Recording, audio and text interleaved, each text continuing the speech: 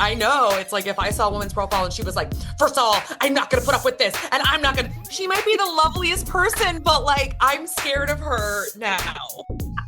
I feel like I've already made her mad. I can't. I gotta get out of here. The vibe has become toxic.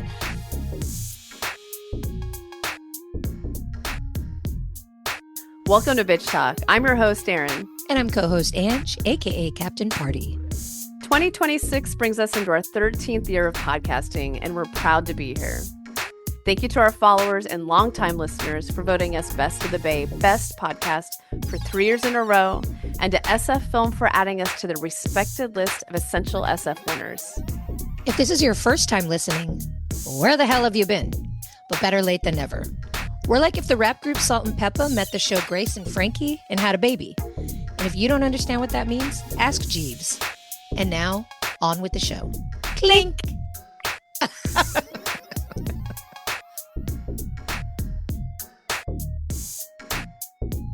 All right, Bitch Talkers, this is our first guest of the new year.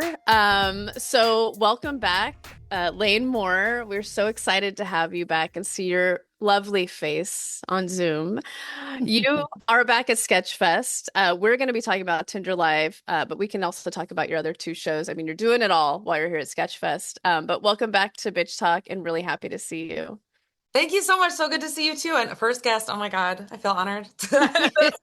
No pressure. Yeah, no, zero I'm pressure. gonna be great. I feel really good about this. Look. I mean, how's your New Year been? I mean, super chill. Like, how is it? We're not talking. Listen, the year doesn't start until February. That's what I'm. Okay, I'm here for that. So smart. It's true. And isn't that like I think the Lunar New Year, right? Or something like that's what I abide by. Because right now we're still getting rid of the bullshit from 2025. Like there's still 2025. So much. I'm not counting it. No. But that's why I love that Sketchfest is in January. It's like, and especially this year, we need laughs so fucking much. Can you talk about being a comedian in this time and why it's so important? Ugh. Yeah. I know that my mental health is underwater. It is paddling as best it can. And, I'm so excited to be around funny, intelligent people. I'm so excited to be doing comedy that speaks truth to power. Like so much of what Tinder Live is it is calling out these racist, homophobic, transphobic, super misogynist men on these dating apps. And, it's like a funny show and it's so silly and it's goofy and it's fun. But underlying that, it is some riot girl shit of, women are subjected to some really horrifying things. On the Tinder Life Instagram the other day, I posted a profile and someone was like, I feel like I was abused by this person just by reading this. And I'm like, but that's how it feels. Like you go on there and you're just trying to find partnership and you see this barrage of like, no fatties. Why are you a single mom? You better explain yourself. Are you divorced? Well, then I don't want you. Like, what? And even if you're not, sometimes people are like, well, just swipe left, just go past it. You can't unsee that. You can't if that doesn't affect you, good for you. That shit affects me. I can't just see this, or just suddenly, it's a nude man with like a clown balloon over his junk. Like now I had to see that. I had to see that. Like whiplash. I want to make out. Yeah. Like this sucks. It's dating whiplash. It really is. And I feel for everyone going through it. It doesn't feel normal. Okay, we do have to talk about Janeane Garofalo. Like that is the elephant in the room for us. And we'll just give you a really quick backstory. We saw Janeane do stand-up last summer, and it was one of our highlights of the year. Could not love her stand-up more. It spoke to us in so many ways. Haven't seen Janeane really since, I don't know, late 90s, early 2000s. So it was special. It was really special. So talk to us about Janeane and what a magical unicorn she is. Yeah. I grew up watching her and I was just like, this is the coolest person. And I knew all of her bits and I just felt like she was the the coolest person. I just thought she was so amazing. And then we got to meet doing a stand-up show at UCB years ago. And I was like, oh my God, I'm doing a stand-up show with Janine Garofalo. What is happening? And I talking to her and I definitely cried talking about it. I couldn't not. I had such a my childhood, I was a very alone kid. And she and and like TV and movies and music like raised me, were my family. They really were. And so like you there's some people, I think, especially for little kids like that, you kind of watch them and you're like, oh, they would get me. I think maybe we would be friends. And so to meet her and have her be so wonderful, and then now she's done Tinder Live like 7 8 times maybe, and we're friends, and it's like it's just so incredibly cool. And to be on stage with her, and I know for a fact that uh Janine's first time on any dating app, seeing any dating app at all, was on my show. And that's also true for David Cross. He had never seen a dating app. He didn't know what the eggplant emoji was. I think I had to explain that to her as well. A gift to be able to explain to Janine Garofalo what the eggplant emoji is, and David Cross. I was like, oh, this is an honor. I don't know why, but and then to have her riff on these dating app profiles and be like, what is this? And I'm like, correct, you're right. And then, like to get to hear her thoughts, and they're so funny, and then to also get to make her laugh is like, and to be working on something together in that way, it's the coolest thing. I don't my child self would never, she would implode. She could not comprehend this. Yeah. I think it's really full circle for Janine Garofalo to be on a sort of dating app comedy show, because in the 90s she was seen as the ugly friend, which was the craziest shit ever. That's how fucked up we were raised to think. But you've been doing the show for so long now, through a lot of different changes in life, in our world, in our country. Do you notice a change, a difference in the reactions with these men? Or is there just a foundational fucked upness that's been constant throughout?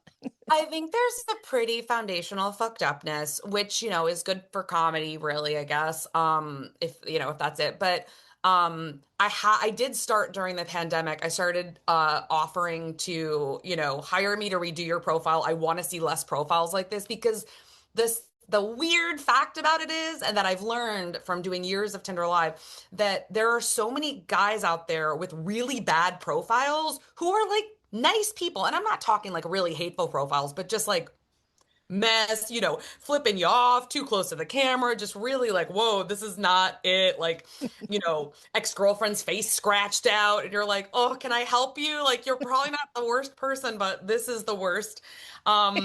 And so I have been doing my own part to like make this better. And it is like, honestly, like a pretty beautiful experience talking to some of these men who are like just as frustrated as women are. And because they're seeking out my help, they're like good dudes. They want to do the work. They don't assume that the fault is all women and they're perfect, right? So the guys that I'm like, I get to work with on this are like, are good dudes. But it's like, it's so interesting, like getting to meet, and even with women too, because sometimes I'll see their profile and I'm like, okay, I know you want to yell about all the things you hate and all the things you don't want them to do. I'm so sorry. I have to tell you that's not it. And so to get to work with them one on one and be like, girl, I know why you're doing this, but it's like, it's tough energy, and as like a queer person, I know it's like if I saw a woman's profile and she was like, first of all, I'm not going to put up with this, and I'm not going to, she might be the loveliest person, but like, I'm scared of her now. I feel like I've already made her mad. I can't, I got to get out of here. The vibe has become toxic. So it's just figuring out this, and it's like, it's so emotional, like putting yourself out there, I have so much empathy for it. But I mean, I think that if there's anything that's changed, the show was really, when I created it, like really ahead of its time. And there've been so many like kind of like copycats and things like this. And even like I tour a lot, and I was just talking to a venue, and she was like, oh, it's so funny, like me and my friend will put Tinder on a screen and we'll go through it. And I'm like, I think I created that. Like that's what I do. And it's so crazy to see like this thing that I created so DIY in Brooklyn, like has permeated culture in this way that even people who might not know about me or my show like do this now. And I'm like, that there has to be a connection. There absolutely is a connection there. And but I think that's cool. I think it's like all that stuff like permeates culture in a really cool way. I think that's rad. Okay, last question because we got to wrap. We've been doing this for the last year with our guests, and we just want to ask you, who's your this bitch in this moment? It could be putting a shine on someone. It could be, I don't know, talking shit about some date you went on. It could be what's going on in the world, whatever you want. I All right. Look. I could go one of two ways here.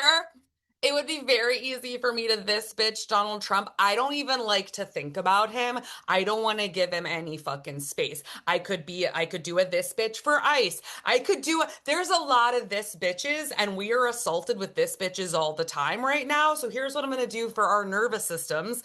I'm going to do a this bitch for my fucking dog. For all of the dogs out there right now who are keeping us remotely sane. They are doing so much emotional labor. I am only remotely functional because my dog is like, okay, my mom needs to cry on me again. Like that, our pets are getting us through it right now.